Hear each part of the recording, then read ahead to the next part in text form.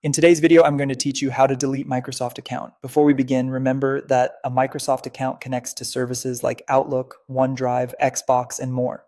Deleting it removes access to those services after a short waiting period, so take a moment to proceed carefully. Start by going to your Microsoft account homepage and sign in if you're prompted. Once you're in, head to subscriptions. This is where you'll see any active plans tied to your account, such as Microsoft 365 or Xbox services. Cancel anything that's still active so you aren't charged going forward. Follow the on screen prompts to complete each cancellation and make sure you see a confirmation. If you have any prepaid time or credits, Microsoft will show those details during the cancellation flow. Next, return to your account dashboard and open the section labeled Your Info.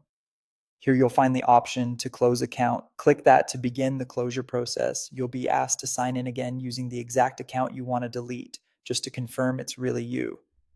As part of this verification, Microsoft may send a security code to your email or phone. Enter the code when it arrives. This step helps protect your account from unauthorized closure.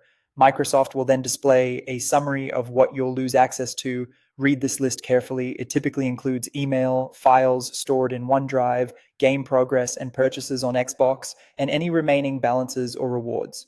If anything on that list looks important, this is the time to make sure you've saved what you need or tied services to a different account. When you're ready, you'll be asked to choose a grace period, either 30 or 60 days. This waiting window keeps the account in a marked for closure state. During this time, you can still change your mind and recover the account by signing back in. If you want the deletion to go through, avoid signing in during the grace period. Choosing 60 days gives you more time to double check that you don't need anything. 30 days makes the process complete a bit sooner. You'll also be prompted to select a reason from a drop down menu for why you're closing the account. Pick the option that best matches your situation. Finally, click Mark Account for closure.